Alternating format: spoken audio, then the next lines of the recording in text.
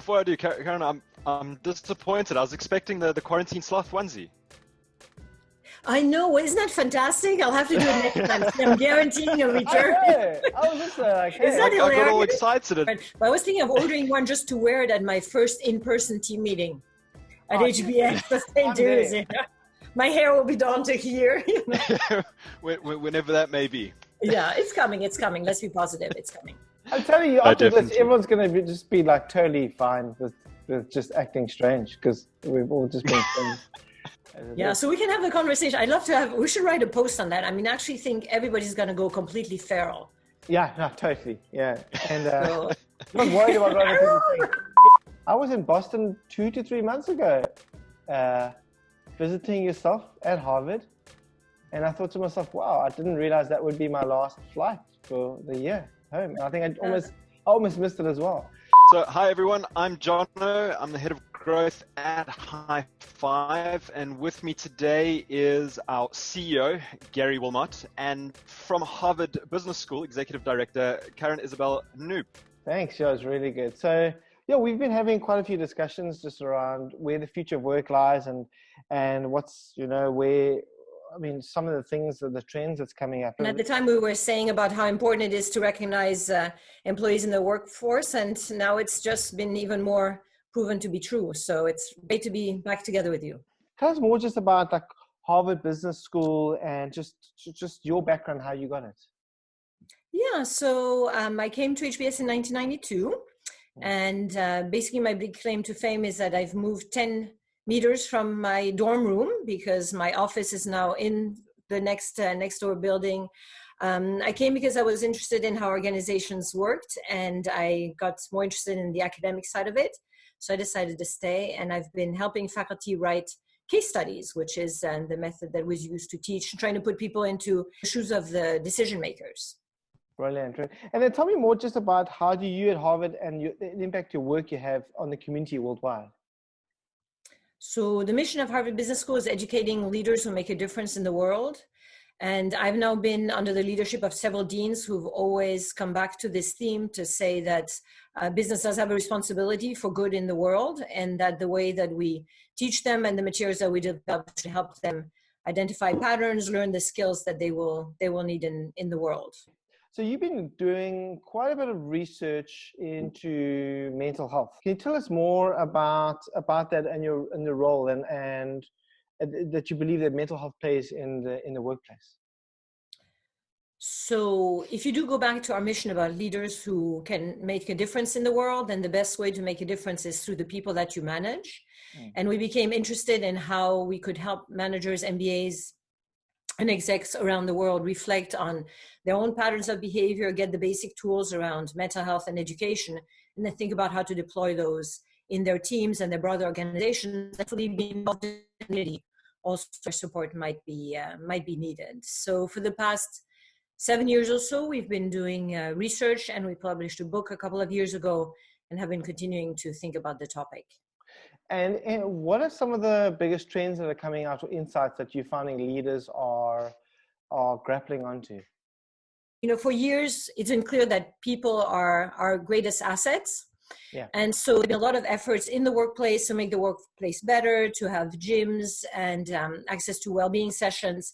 But at the end of the day, the biggest influence on well-being is your boss.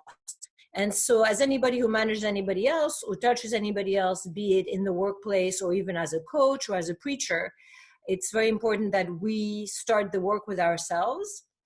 And part of this work is to think about the biases that we may be bringing to this conversation. Yeah. Often our own experience with mental health issues or those of others in our workplace or around us might lead us to think that we understand them, may not be helpful for the person that you're actually trying to help. So I think my greatest takeaway has been that it's always important to reflect and learn first. Yeah. The second is that once you learn that basically a third of us might not be as productive in the workplace as we should be. Some of us may be suffering from burnout. Some of us may be burning out, which means that we're not doing enough. And then some of us may also be sensing out, which is feeling that you're not connected to the work of the institution, or the work of the institution may not be serving the broader community. I think that final one is very, very important, especially for those of us who manage younger people. Do you think that mental health and the feedback or the impact that it's having, do you think it's more on the leadership aspect of businesses or more on the employee aspect of businesses? So the one thing that we know is that we're all humans. And so chances are that we are all grappling with some version of stressors. We have different reactions. You know, resilience is very much in fashion. Everybody's very different. So I think it really is mental health for all and by all. Okay. So your boss may be looking out for you, but also as a colleague, I think we really have to look out for each other is super important. Okay. The problem is that, you know, most of us delay getting treatment because we're frightened or we might not have the resources, but stigma is also a huge deal. So often managers think that they're very open-minded and they say, of course, anybody can come to me with, you know, a challenge.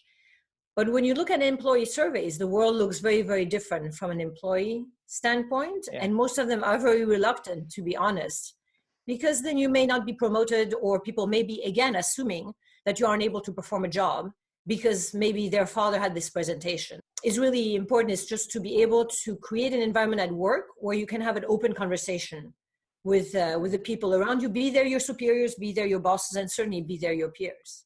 And what do you think are some of the, besides having the open conversations, what do you think are some of the low-hanging fruits or the easy wins for businesses to implement, you know, in their organizations? So what's interesting about this basic stressors is that employers and employees have different notions about what those look like. So often if you survey employers, they will think that what stresses employees the most are long hours. But if you survey the employees, what stresses them the most is purely badly designed jobs. So it's not a low-hanging fruit, because I think most of the low-hanging fruits have been picked, which is, you know, more emphasis on wellness and all that. But actually really thinking through, am I designing the workflow as well as I should, given the skills that I people have? And if not, can I either give them the skills or rethinking? So this notion of, and this is a basic managerial imperative. Then you have what you guys are great about, which is recognition, as well as performance evaluation. Another one, so something that's been interesting about COVID is that it's really forcing you to rethink the essentials. Yeah. And one essential is, you know, how are my people sitting? So most of us get given working spaces. We don't really think, well, is my team really an introvert? Should I put an introvert next to an extrovert? What are the sources of stress there? So COVID, I think, gives us a chance to think about, how are my people working physically? I mean, how are they feeling mentally? So you are now seeing people actually ask each other at the beginning of Zoom calls, how are you guys doing? And then people are willing to say, I'm actually feeling too good today. Yeah. And that's suddenly okay. So that to me feels like a low-hanging fruit, Gary, but it's been extremely difficult to pluck it before. And I think we are in this space where stigma suddenly has been pulverized. And so some of these opportunities, I think, will present themselves. It's quite an interesting thing just about the rooms, right? I read a quite interesting thing for people to actually cope in this change. People are used to normally having meetings in different rooms in the offices. Mm-hmm. And I've noticed people, they switch rooms based on what meetings they're having. So some people might have a meeting in the kitchen the one day, a meeting in the lounge, or meeting in the room, just to feel like they're just having that continuous change in their life, because it's like 30 days in lockdown, and you know, you're stuck in the same room, the same office, we're all in the same situation. So we all feel okay to be transparent with each other, you know? Yes, but I think there too, back to my example about, you know, a parent that might have suffered from substance use disorder. So we may all be in the same boat, but we're very different sailors. And so I think something that tricky that may be occurring now is that people say, oh, I know exactly how you feel. And the experience that, you know, my friend has as a community organizer in Chelsea, which is a very underprivileged area of Boston, is entirely different. So there too, keeping yourself in check, saying, we're all in this under stress, but the stress presents differently. Yeah. And another low-hanging fruit for managers is to actually think about how the people that we manage are doing. So I remember the police shootings years ago in their community getting shot, not you on Wall Street necessarily. Wow. So a fundamental essential should be think about where your people are coming from. So I agree with you that that's the real opportunity if we do it mindfully and carefully. At Harvard and at Harvard Business School. 100 years, yes. Yeah. Oh, you look so young. 25 years now. Is that right? 27. And I came to campus in 92, even more, 28. And so what's the culture like there at the university? So I'm at the business school, which, of course, is part of the bigger university. So I'm a staff member, and the dean likes to refer to the partnership between the staff and the faculty as the secret sauce of the institution. Yeah. And I think it works because people are very engaged, respectful. I get paid to learn, so I can't really complain. Very empathetic. So the school has come out immediately in this crisis and said that its first priority was to save jobs. And I believe it, all my people believe it. Empathetic, committed, compassionate, fast moving. It's academia, but people do not sleep on emails. Everybody's up at 6. When we try to go help the faculty go online for teaching, it was a 7 a.m. call for 3 weeks in a row, for an hour and a half, and people were dressed and showered and in their offices. So hard driving, but supportive. And that was my other thing. Obviously it's obviously been one of the leading schools in decades. How do you see this change with COVID and education moving forward? Is everyone adapted so far? So faculty and staff, everybody's remote. The classes have occurred through Zoom. I think the school is going through all the shock that, K through 12 schools are going through, medical schools, everybody's in the same boat. Students have been extremely patient in terms of accommodating faculty also. But I think COVID is going to have a massive impact on higher ed. University is extremely expensive to run. We have a very big exec ed department that's closed. Publishing is selling, fewer materials. So I think the impact is going to be enormous. But a little bit in the why not camp, not the why. Okay, the why, well, it's happening, and the why not is, all right, so can we do more hybrid classrooms? Is there stuff that you can do on Zoom that you cannot do? For example, one thing that is happening is the Shire members of my team are speaking up more on Zoom. We all have the same size box, whether I'm the boss or not. Students that might not be speaking in a classroom of 90 people staring at you have been very active on Zoom. So I think we're trying to make the best of it, like most organizations, families around the world. Yeah, that's one thing. Work in education is just not going to be the same, but I'm actually quite excited. Yeah, and then you have massive visa issues, which is, we're very, very worried about our students who will not be able to get visas. And not just our students, all schools around the world. So, and then tell me, and just in your career, have you learned anything that you, just over the last 20 to 25 years, anything that you would have done differently? So I'm very risk averse. Looking back, maybe I could have taken more risks. Maybe I could have did the PhD that I originally stayed to do. No, I'm not a big regrets person. Yeah. I created the team. I hired the people. We have a wonderful culture. So no, really not really. And then why do you think that the culture is still thriving so much in such a, you've got Boston and Massachusetts, and it's almost like Silicon Valley's almost moved into Boston right now. And there's so much innovation with startups and tech and with MIT around the corner. What do you attribute that innovation to? So several years ago, the state of Massachusetts made a very conscious decision to actually promote the life sciences. And I think it was $1 billion investment at the time, figuring that, you had a lot of talent, you had a lot of teaching hospitals, and then maybe a missing leg of the stool would be the promoting life sciences. So it was a very conscious effort on the part of the state. And that ecosystem really has blossomed. Then you have a lot of students and research occurring at universities like Harvard and MIT that enables then startups to sort of join this development ecosystem. I think naturally you have a lot of people who come to live in Boston and they study here and then they like it and then they stay. You value obviously culture quite a bit in the organization and yourself just being a leader. In your view, who do you think should be managing and measuring the culture in the organization? So I saw that question, which I thought was extremely interesting, and I've never asked myself this question that way, because culture is basically a series of behaviors. Yeah. And behaviors are formed by habits. And habits are formed by sort of a cue and a routine that gets established in order to get the reward. So I think everybody contributes to a culture. Everybody values it in a certain way. I mean, we leave organizations that we deem toxic. It feels like a facile answer, but I'm going to say that everyone is. Yeah, that's brilliant. I see what you mean. It shouldn't just be top down. It shouldn't be bottom up. It should be everyone should be constantly reflecting on themselves and the culture in the organization. Yeah, and also we are all part of the reality we're creating. So the other day I'm walking around with my girlfriend who is of Asian descent. And, you know, we're getting these looks. I was walking with somebody who had a mask that was skin colored. People are becoming aggressive. Culture really works when you're looking out for behaviors that you like and reinforcing them. And if you see behaviors that you find counterproductive, that you try to take the person apart and say, you know, where are you coming from when I feel that there's a change in your energy.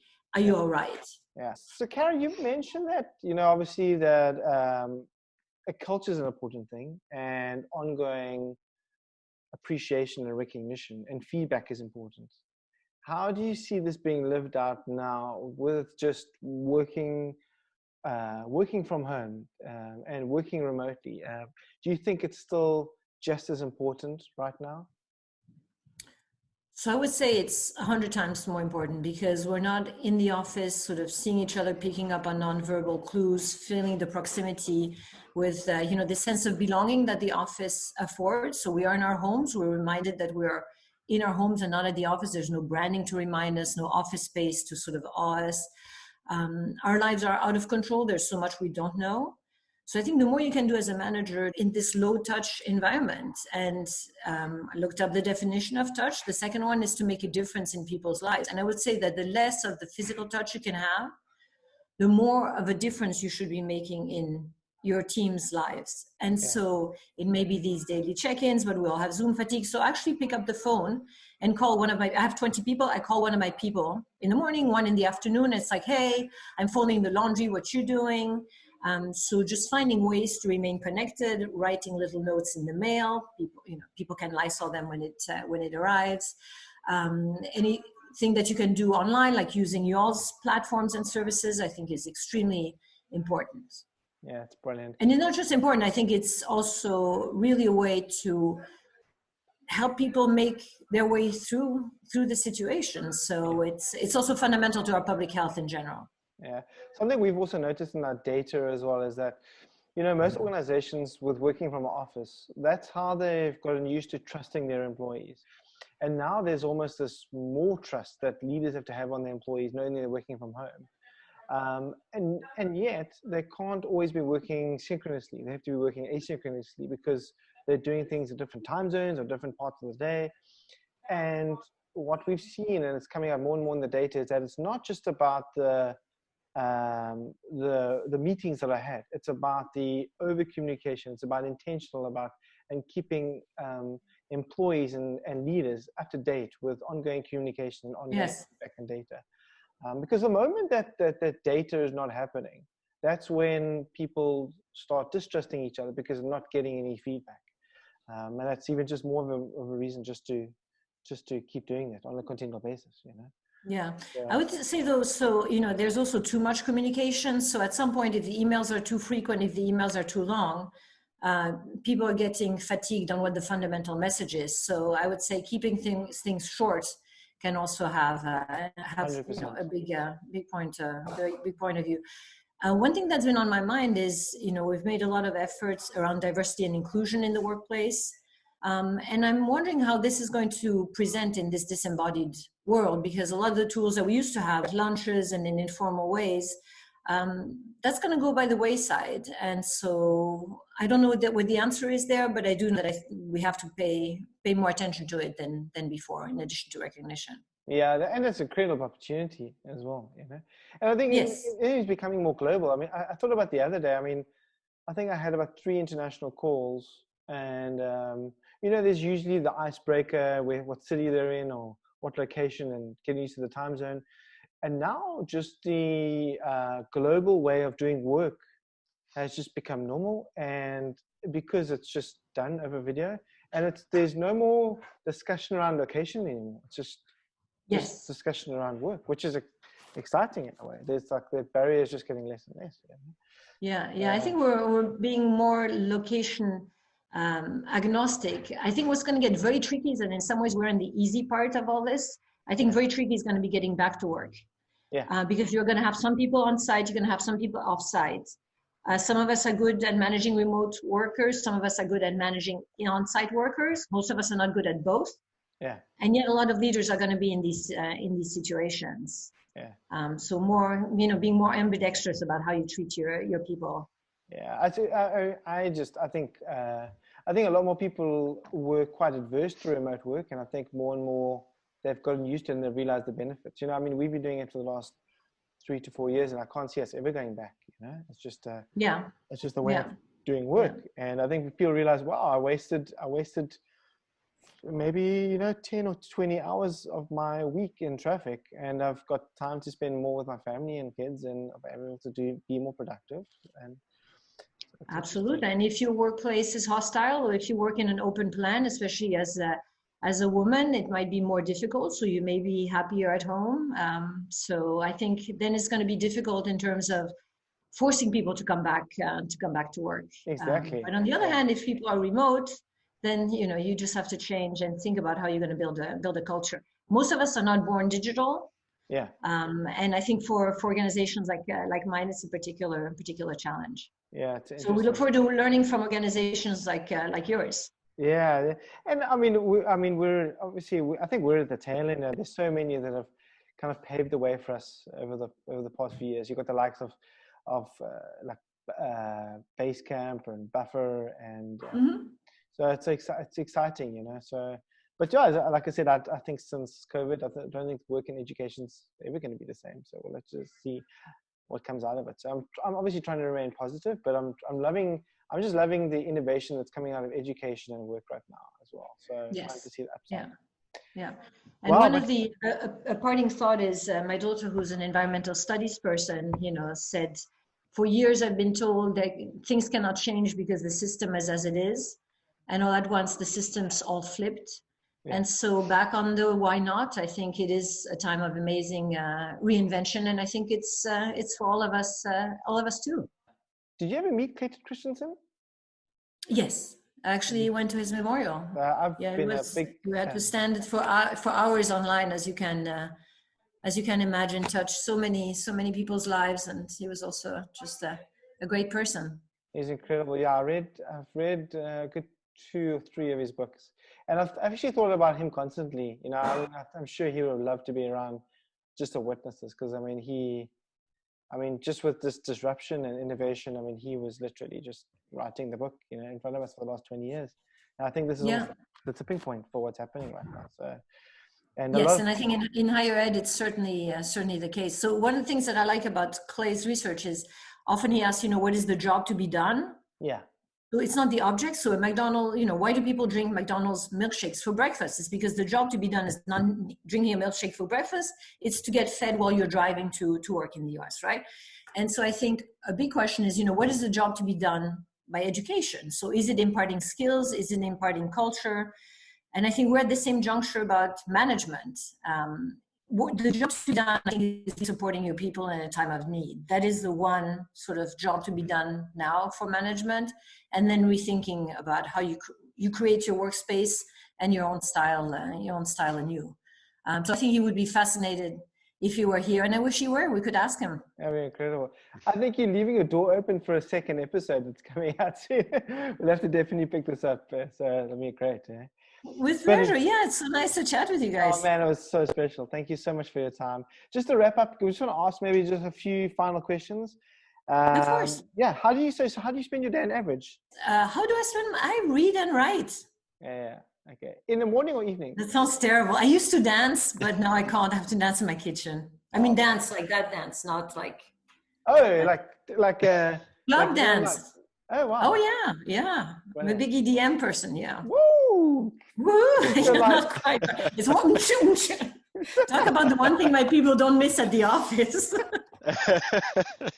And your favorite reading material as of late? I like magazines. I read all over the place in magazines. Yeah. Okay, brilliant. Yeah. So, National Geographic all the way to Cosmopolitan. I guess because you're so in the intellectual space, you kind of just want to get into something more. Yeah. I don't know what the excuse is, but no, I like diversity. I even read fashion magazines, I read business magazines. Okay, brilliant. Yeah. And what's the one productivity tool or software that you use every day? I just do email. I avoid social media. There's been such a kickback against social media lately. I think, well, not lately, but over the last year or two. Just it's almost been a max exodus. Wow, Carin, thanks so much for joining us today. We do appreciate your time. I know you're very busy up in Boston, Massachusetts, so and at HBS. So we love obviously the material. So just thanks again for your time and just spending time with us. And we're looking forward to the next episode when hopefully everything calms down a bit. Yeah, I would love that. It was really nice to spend some time with you guys, and thank you for the questions. They made me think. And as you know, I'm available to anybody who needs any help or has good ideas that can be shared. So please reach out to me. Brilliant. So what is the best way for our audience to reach out to you? So my email is cknoop@hbs.edu, and I'd love to hear from you guys. And good luck. Thank you very much. Give us a high five. My pleasure. Of course. I'll give you a high 10. Yeah.